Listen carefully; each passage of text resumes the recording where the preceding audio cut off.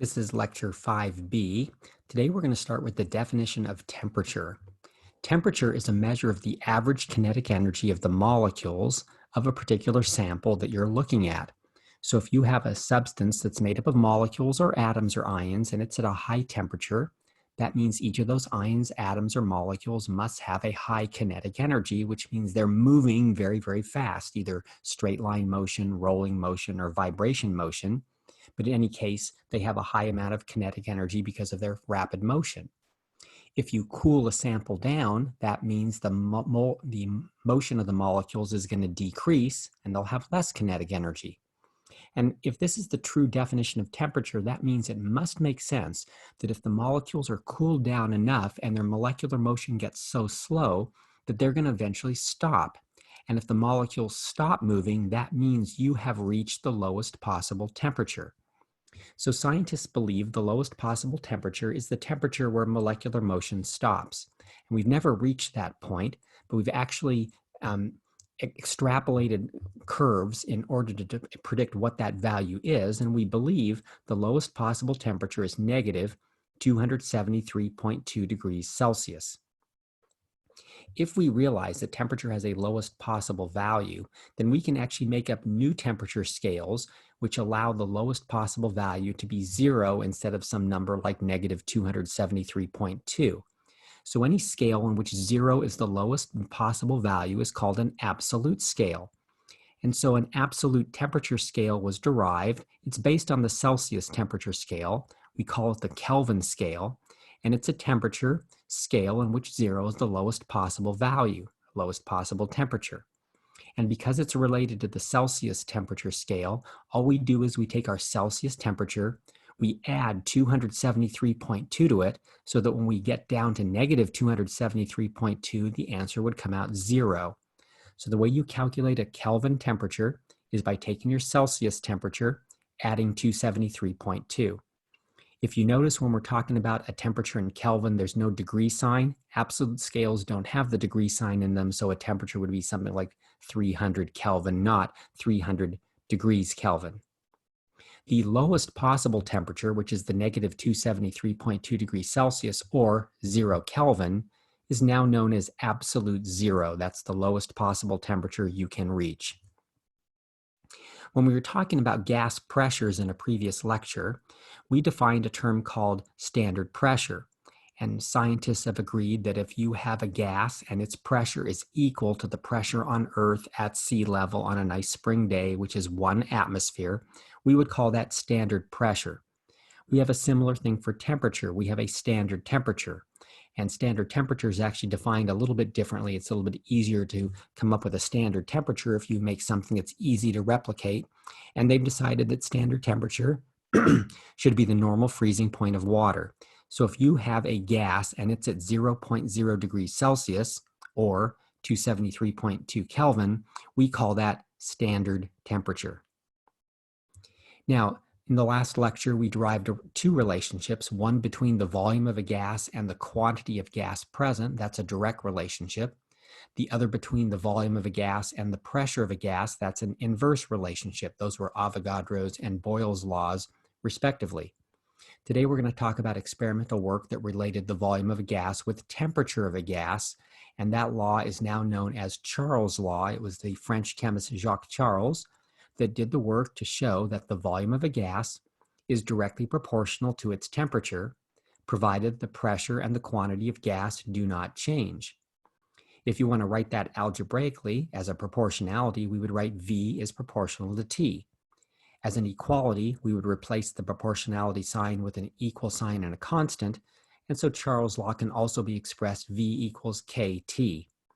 This relationship is in the form Y equals mx plus b. V is where y is, k is the slope, t is where x is, and then the plus b would be 0. That means v and t must graph to make a straight line. They're a linear relationship. They're directly proportional because they're on opposite sides of the equal sign, both in the numerator. So as v gets bigger, t has to get bigger. But even more specifically, this relationship would be a straight line relationship. So if you graphed the volumes of a gas at different temperatures, the graph would come out a straight line. One more thing about this graph is that if we extrapolate it down to a temperature of 0, what would have to happen is the volume would have to be 0. Let's see why that is. If temperature is a measure of molecular motion, and it's the molecular motion that's banging against the inside walls of a flexible container like a balloon, that's what keeps the balloon expanded and having a volume. If the molecular motion slows down, the molecules don't hit the inside walls as frequently or as hard, and that means the balloon's volume would decrease. So it would get smaller. If the molecular motion completely stopped, that means the molecules wouldn't be able to hit the inside of the walls at all, and so the balloon would completely collapse. Its volume would have to be 0. So this equation has to have, when temperature is 0, volume is 0. So the only way that can be true is if we use temperature in an absolute scale. So we cannot use the Celsius temperature scale for Charles' law. T must be measured in Kelvin so that when the temperature goes down to 0, we would be able to calculate the volume would be 0. Now, if we take the 3 gas laws that we've talked about so far and combine them together, and they were Avogadro's law, volume is directly proportional to quantity; Boyle's law, volume is inversely proportional to pressure; and then Charles' law, volume is directly proportional to temperature. And combine those together, we're going to have what's sometimes referred to as the combined gas law, and that would be volume is proportional to, and just notice how they're written on the left side here, NT over P. So this would be combining all 3 gas laws together. If I don't want to have a denominator there, I could certainly multiply both sides of the equation by P, and I would have no denominator. I would have P times V is proportional to N times T. If I replace the proportionality sign with an equal sign and a constant, we now have what's called the ideal gas law equation. And the constant we use for this is not just going to be a generic K. I'm going to use a specific constant that's abbreviated by the letter R. So PV equals nRT is what we know as the ideal gas law equation. Each variable in this equation stands for something specific. Lowercase p stands for the pressure of the gas. Capital V stands for the volume of the gas. N stands for the quantity of gas. And then T stands for the temperature of the gas. Now, the value for R, its numerical value, is going to be a constant, and it's not going to change, but it will depend upon what units we use for P, V, N, and T. So if we agree to always measure pressure in atmospheres, always measure volume in liters, always measure quantity in moles, and always measure temperature in Kelvin, then our universal gas constant R, which is the name given to the constant R, will have to have the units liter atmospheres per mole Kelvin, and it'll always have the numerical value of 0.08206. If you change the units, if you want to measure pressure in torr, volume in milliliters, quantity in molecules, and temperature in another absolute scale like Rankine, then you'll have a constant as well, and it'll always be the same as long as you use those units. It just won't be this numerical value. It'll be a slightly different numerical value. Now, I had a student, a long time ago, who, so let me say one more thing about this. If we actually use this expression and use a different set of units, and the units come out joules per mole Kelvin, then this will still be a constant, but it'll have a different numerical value, 8.314. And in fact, we'll see this particular value of the universal gas constant crop up in different equations where we use the units of joules and moles and Kelvin. So as I was saying, I had a student a number of years ago who actually came from Peru, and I found out that this little story that he told me is similar to a lot of the Latin American countries. When he was in Peru, he took chemistry in high school, and this was the chemistry book he had. He showed it to me. And when they did the chapter on the ideal gas law equation, he said, hey, when I was in school, I didn't learn PV equals nRT. I learned PV equals RTN. And I thought that was really interesting. And I asked him why, and he said, well, you need to know Spanish why. So let's see if you know a little bit of Spanish, you can figure this out. If you've had Spanish, what's this?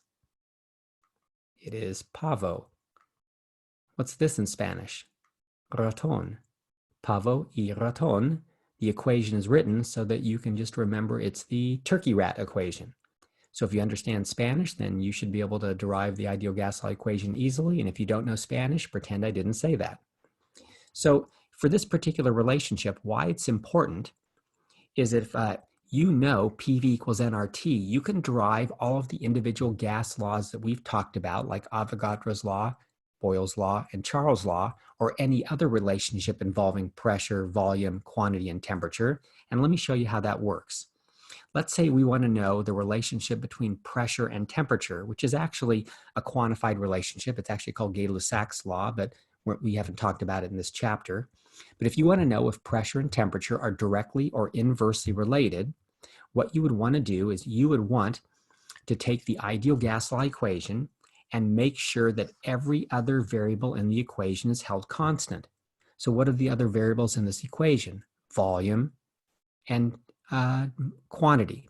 So if volume and quantity have to be constant, and of course the constant R is a constant, I'm going to take V and an R in the equation, remove them, and replace them with constants. So if you have a whole bunch of constants in one equation, you can actually combine those constants into one to simplify the expression, because three constants multiplied together, or two constants divided by another one, would still equal a constant. So if I combine those three constants into one, I have the expression P equals K times T. If I notice that P is on the left side and T is on the right side, they're both in the numerator, this means these have to be directly proportional. And so we would say pressure and temperature are directly proportional based upon their positions in the ideal gas law equation. If you wanted a gas law named after you, you could come up with a gas law statement for quantity and temperature, because there is no name for that. So how would we do that? We would take the ideal gas law equation. We would want to make sure that every variable in the equation other than N and T are held constant. So I would replace P and V and R all with Ks. And then I would combine all the Ks together. I would maybe put them onto the left side here. So I would have K equals N times T. Well, the two variables here are on the same side of the equal side multiplied together. And we saw that this is always an inverse relationship. So you can derive that your gas law between quantity and temperature would say that these two variables would have to be inversely proportional. Now, that's one thing you can use with PV equals nRT. The other thing is that it talks about the four different measurable quantities of a gas: pressure, volume, quantity, and temperature. And they're all related by this equation, so that if you know 3 out of the 4 variables, you can always solve for the missing one. Let's do an example of that. Let's calculate the quantity of gas in a flask if it has a capacity of 500 milliliters, when the pressure is 570 torr and the temperature is 22 degrees Celsius. This is the most common use of the ideal gas law equation. In lab, you can easily measure volumes of gases by putting them in a flask that you know its volume. Capacity is another way to say volume. So this problem is telling you that the flask can hold 500 milliliters of gas. If we put a pressure gauge on it, we determine the pressure of the gas is 570 torr. Maybe a manometer is used to measure that. And we stick a thermometer in there, and we know its temperature is 22 degrees Celsius. So those are all measurable quantities. So if we can measure those 3, that means we can tell how many moles of gas must be in the container, because I know every variable in this equation except for N. So to solve for N, I would divide both sides by R and T. And then to use the universal gas constant, 0.08206 liter atmospheres per mole Kelvin, I'll need to make sure that each of my values I plug into the equation are in the proper units. So the pressure here would have to be in atmospheres. So I would need to take the 570 torr, use the equality statement, 760.0 torr equals 1 atmosphere, and convert the torr into atmospheres, and that would come out 0.750 atmospheres. The volume is given as 500 milliliters. I would need to convert that into liters, and I'll just do that in my head. That'd be 0.500 liters. And then the temperature would have to be switched to Kelvin, so I would add 273.2 to that, and I would get 295, and the last significant figure would be in the ones place, because the 22 degrees is only accurate to the ones place. But I would add my guard digit of 0.2, so I would have 295.2. So if I plug the numbers into the ideal gas law equation, pressure 0.750 with a guard digit 0 atmospheres, the volume 0.500 liters, the universal gas constant 0.08206 liter atmospheres per mole Kelvin, and the temperature 295 with a guard digit 0.2, I can cancel out atmospheres, cancel out liters, cancel out Kelvin. Moles are in the denominator, but they're under a fraction bar, which means they flip to the top, and the answer will come out in moles. And I should have a 3 significant figure answer. I get 0.0155 moles. So you'll see a number of problems on your homework assignment where you'll have to solve for the different variables in this equation if all the other ones are given. I don't think we need to do another example of that here. This is fairly straightforward, but this is certainly the most common example of how PV equals nRT is used. You can use PV equals nRT in a slightly different way if you make one substitution, and let me show you what that would be. If you want to calculate the moles of some material and you know its mass, let's say you know 10 grams of carbon are in a sample, how do you figure out how many moles of carbon there are? You take the 10 grams and you essentially divide it by 12.01 grams per mole. The grams would cancel out. You'd convert that into moles. Dimensional analysis does that. We just flip over the molar mass, so the 12 grams is on the bottom and the mole is on the top. Essentially, that's mass divided by molar mass. If I write that algebraically, N is moles, M would be mass, and M with a bar over it stands for molar mass. Well, in our ideal gas law equation, we have moles in the equation. If I take the moles out, the N out, and replace it with M over M bar, then I'm going to have an alternate form of the ideal gas law equation, which is helpful in a couple of forms. This actually, if you need to solve for the molar mass of a gas, now the molar mass of the gas is directly in the equation. You can solve for M bar. It's also helpful when you're solving for densities of gases, and we'll do an example of each of those so you can see how that works. Let's say we want to calculate the density of nitrogen gas at 25.0 degrees Celsius and 1.00 atmospheres pressure. If you're trying to solve for density, then I would use this alternate form of the ideal gas law equation, PV equals M over M bar RT. The reason I do that is because density has mass in it. Density is defined as mass over volume. So I need an equation that has mass in it. So if I take my equation on the very left here, PV equals mRT over M bar, and I try to solve it for M over V, which is density, I'm going to take my volume here, I'm going to bring it down to the denominator underneath my M. So I'm going to have M over V on the right side. I'm going to bring my molar mass up to the top on the left, and my RT down to the bottom on the left. So just algebraically, moving the RT to the left and the molar mass to the left and bring the volume to the right, I would have M over V equals pressure times molar mass over R times T.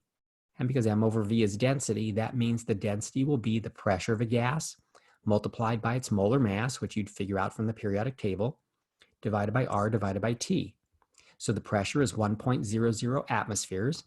Nitrogen gas is made up of diatomic molecules, so its molar mass would be 28.02 grams per mole. R is 0.08206 liter atmospheres per mole Kelvin, and the temperature would have to be switched to Kelvin, adding 273.2, and now because the temperature is given to the tenths place, the temperature will be accurate to the tenths place, 298.2 Kelvin. So if we plug these three values into the equation, we see that the atmospheres will cancel out, the moles will cancel out, and the Kelvin cancel out, and the units that are left over are grams per liter, and that's going to be the density of our nitrogen gas. This comes out 1.15 grams per liter. Not to be confused with the density of water, which is given as 1.00. When we do solids and liquids, we usually tell densities as grams per milliliter. Gases have such low densities, we usually express it as grams per liter, because if I made this grams per milliliter, it'd be 0.00115 grams per milliliter. So to make it a more convenient number, gas densities are usually expressed in grams per full liter. So if you're ever calculating the density of a gas from measured data, you would want to use this alternate form of the ideal gas law equation. And then certainly if you're trying to determine the molar mass of a gas, you would want to use this alternate form because the alternate form has molar mass directly in it. And let's do one example of that. Let's calculate the molar mass of a gas if it has a density of 2.20 grams per liter at a pressure of 1.12 atmospheres at 20.0 degrees Celsius. So if I use my alternate form of the ideal gas law equation, my molar mass, which is in the denominator here on the right side, can be moved up to the top on the left, and the pressure and the volume can be moved down to the bottom on the right, and I will have isolated the expression for molar mass. So what numbers do I place into the equation? We're given a density of 2.20 grams per liter. So you can either take the m over v and erase it and put d in its place. The d would go on the top and just put in 2.20 grams per liter. Or just break the density up and say it's 2.20 grams per 1.00 liters. And you would have numbers for both those variables. The R we know. The temperature in this case, when you add 273.2, and now the temperature and the factor we're adding to it are both accurate to the tenths place, so the answer will go to the tenths place, will be 293.2. And the pressure, 1.12 atmospheres. We know every single variable that goes under the right side of the equation. So the mass, 2.20 grams when the volume is 1.00 liters. That's what the density is telling us. The temperature, 293.2, and the pressure, 1.12 atmospheres. Liters cancel out, atmospheres cancel out, Kelvin cancel out. I have grams per mole, and we've now determined the molar mass of the gas. So we've seen now a few different ways in which the molar mass of an unknown substance can be determined. If you have a solid and you want to determine its molar mass, you can dissolve it in a liquid, and you can measure the freezing point of the solution, the boiling point of the solution, or the osmotic pressure of the solution, or the vapor pressure of the solution. Any one of those colligative properties would allow you to calculate the molar mass of that little solid that you may be holding in your hand. We've also seen that if the unknown is an acid or a base, you could do an acid-base titration. And from an acid-base titration, you can calculate the molar mass of the unknown acid or the unknown base. And now if you can cause something to turn into a gas, and if you can measure the density and the pressure and the temperature of that gas, you can determine its molar mass from that data. So another way to determine molar masses of unknowns. Now, gases are involved in chemical reactions, and I'm going to talk about how you can use a measured volume of a gaseous reactant or product to be able to do chemical reaction stoichiometry. And let's do a slight review. In the previous unit, we were doing chemical reaction calculations where you were measuring out on a balance the mass of a particular reactant or product, and we were trying to predict the mass of another reactant or product. Those were called mass-to-mass calculations. In those calculations, we had to do conversions between masses and moles, and the conversion factor you use to convert the mass of a material into moles or moles back into mass is the material's molar mass. We've used that quite a bit. Then on the last exam, we also talked about how you convert solution data into moles. What if you know the molarity of a substance and its volume? Well, if you know molarity and volume, you can convert molarity and volume data into moles or moles into molarity volume data by using the definition of molarity. Molarity equals N over V. And we use this on any titration type stoichiometric problem. Well, now we're going to see a third way, and the third and final way, in which you're going to convert measured experimental data into moles. What if you collect a gas in lab and you measure its pressure and its volume and its temperature? How are you going to get the volume of that gas into moles or moles into the volume of a gas? And that's going to be done with PV equals nRT. So every stoichiometric chemical reaction problem you do, you're going to be given some data. It's either going to be mass, solution data, or gas volumes, and you've got to be able to convert those into moles with molar mass, definition of molarity, or PV equals nRT. Why do we do that? Because in a chemical reaction, each reactant and product is related to the other reactants and products by the coefficients in the balanced equation, which are mole relationships. So we can then use the mole relationship to switch moles of one substance into moles of another. And then if you want your final answer to be either the mass of one of the reactants or products, or the solution data of a reactant or product, or the gas volume, we would use molar mass, definition of molarity, or the ideal gas law equation to go from moles back into the data that's requested. So let's do an example of that. Let's calculate the mass of sodium bicarbonate that reacted with hydrochloric acid to produce 1.65 liters of carbon dioxide at 21 degrees Celsius and 0.967 atmospheres. So a chemical reaction has been performed, a gaseous product has been collected. And from the volume of that gas, the 1.65 liters of carbon dioxide, We want to calculate how much sodium carbonate must have been reacting. So the reaction is sodium bicarbonate with hydrochloric acid. Two compounds, we're going to switch the partners. The sodium and the chloride will go together to make NaCl, and the hydrogen and the bicarbonate will go together to make H2CO3. And H2CO3 is something you need to know that if it's ever formed as a product in a chemical reaction, it immediately decomposes into water and CO2. This reaction happens to be balanced how it's written, and so this is the equation we're going to use. Now, what are we given? We're given 1.65 liters of carbon dioxide gas. I've written liters here. When we do titrations, we write liters as well, or milliliters, but just make sure you realize, is it the volume of a gas or is it the volume of a solution? Because that's significantly different. This is 1.65 liters of a gas, so that's a gas volume. We're trying to solve for how many grams of sodium bicarbonate. And the important ratio in this problem is the mole ratio between the sodium bicarbonate and the carbon dioxide. The coefficients of the balanced equation are each ones. That means they're related in a 1 mole to 1 mole ratio. So in your chemical reaction calculations, there's always 3 steps.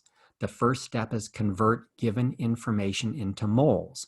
If you're given grams, you'll convert it into moles with the molar mass. If you're given solution data, you convert it into moles with the definition of molarity. But if it's gas volume data, you convert it into moles with PV equals nRT. That's going to be our first step in the calculation.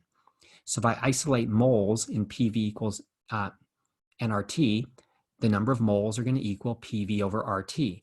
So I'm going to take my pressure, 0.967 atmospheres, multiply it by the volume, 1.65 liters, divide it by the constant R, 0.08206 liter atmospheres per mole Kelvin, and then the temperature switch to Kelvin, which would be 294.2. And the reason the 2 is a guard digit is I'm adding 21 and 273.2. The 21 is only accurate to the ones place, so my temperature is technically only accurate to the ones place. If you multiply this out, you'll get a 3 significant figure answer, and that'll be the number of moles of carbon dioxide that must be in that container. So canceling out all the units, I get the units of moles and 0.0661, or with a guard digit, 0.06609 moles of CO2. I did not calculate the moles of sodium bicarbonate. Sodium bicarbonate was not the gas that was collected in the lab. The gas that was collected was carbon dioxide, so you've calculated moles of carbon dioxide. Once you've calculated the moles of one reactant or product, the second step in all chemical reaction calculations would be converting moles of one substance to moles of another, and that's when you use the mole ratio. So in this reaction, it's a 1-to-1 ratio. So now by multiplying it by this ratio, now I know the number of moles of sodium bicarbonate. It just happens to be the same number because it's a 1-to-1 ratio. The last step is to switch the moles of sodium bicarbonate into whatever units they were requesting in the problem. They wanted to know how many grams of sodium bicarbonate, so I will have to calculate sodium bicarbonate's molar mass, and I'll use that, arranged with the mole on the bottom and the 84.01 grams on the top, to calculate how many grams of sodium bicarbonate must have been in that particular sample. And if you multiply this out to 3 significant figures, it comes out 5.55 grams of sodium bicarbonate. Let's try one more example of a problem dealing with gas volumes. Let's calculate the volume of oxygen gas at 35 degrees Celsius and 1.25 atmospheres needed to burn 5.00 grams of propane, C3H8. So burning means reacts with oxygen. So if propane is burning, the reaction is C3H8 plus O2. And when a substance burns, the oxygen reacts with each of the elements in the compound that's burning to form oxide compounds. So the oxide of carbon is carbon dioxide, and the oxide of hydrogen is water. So these are our 2 products. To balance the equation, because I have one reactant that's made up of only one element, oxygen, I'm going to save that element for last in balancing. So I'm going to balance the carbons first, 3 carbons on the left, 3 carbons on the right. 8 hydrogens on the left, a 4 here makes 8 hydrogens on the right. Now if you add up all the oxygens on the right side, there are 6 from the carbon dioxide and 4 from the waters. That adds up to 10. Then we can balance the oxygens by putting a 5 in front of the O2, and we now have our balanced equation. Let's write down what's given and what we're trying to figure out. We're told that we're going to burn 5.00 grams of propane, and the question is, how many liters, what volume of oxygen gas are going to be needed to react with that? The mole ratio in this balanced equation we're going to use is going to be 1 mole of propane to 5 moles of oxygen. And the first step in the calculation is always to take whatever given information you have that you can convert into moles and convert it into moles. So in this problem, we're given 5 grams of propane, and the way you convert mass into moles is by the molar mass. So you will look up the molar mass of propane and arrange it with the gram fraction of it on the bottom, the mole part on the top. So 44.11 grams of propane on the bottom, mole of propane on the top, grams cancel out. Now we've calculated moles. Once you have moles of one reactant or product, the second step is always the mole ratio step, so you can go from moles of one substance to moles of another. And if I'm trying to get to oxygen, I'm going to put 1 mole of propane on the bottom, and then 5 moles of oxygen on the top. Moles of propane cancel out. The last step is to switch moles of oxygen into whatever they're asking, which is liters of oxygen. And now if you want to switch moles of oxygen into liters of oxygen, because that's liters of a gas, you have to use PV equals nRT. So what I'm going to do is I'm just going to calculate the number of moles at this point. This comes out 0.566 with a guard digit 8 moles of oxygen. And then I'm going to take PV equals nRT and I'm going to solve it for V. So the volume is going to equal nRT over P. And so I'm just going to take the number of moles I've just calculated, place it in place of N, use my universal gas constant R.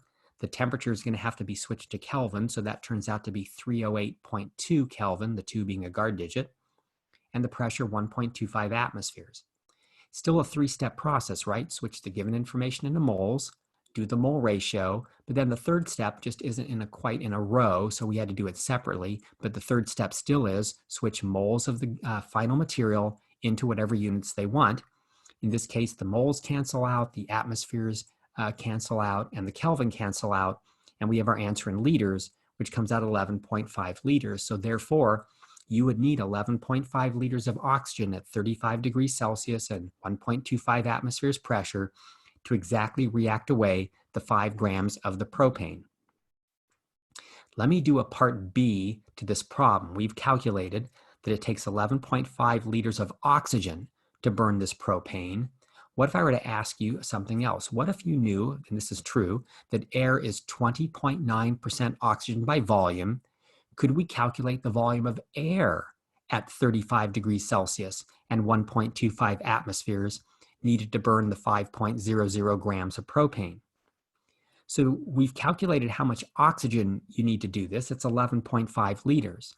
They're asking us air. So we need a conversion factor or an equality statement between oxygen and air, and that's given in the first 4 words of the problem. It says if air is 20.9% oxygen by volume. We can come up with our own equality statement between air and oxygen from that. It says air is 20.9% oxygen. And if you're getting 20.9% oxygen, it must be coming from 100% air. So 100% air equals 20.9% oxygen. So that's something I would like you to be able to determine from words in a problem. If they have an is in there, that's your equal sign. Air is 20.9% oxygen, so you can assume 100% air, and therefore you'd have 20.9% oxygen. Now, the next 2 words are really important. It says by volume. That means these percentages apply to volumes. So you could say, what if I had 100 liters of air? Well, that must contain 20.9 liters of oxygen. And we now have a way to convert volume of oxygen into volume of air. So I would take my answer from the previous problem and I would multiply it by this equality statement. I'll need to put the 20.9 liters of oxygen on the bottom, the 100 liters of air on the top, and when the liters of oxygen cancel out, we will have calculated how much air you need in order to burn all the propane. Should make sense to you. The answer better come out a bigger number. If you need 11.5 liters of pure oxygen, how much air are you going to need? Well, air has a lot of nitrogen and other stuff in it that doesn't react. So your volume had better be a lot bigger than 11.5. And in fact, it comes out 55.0 liters of air.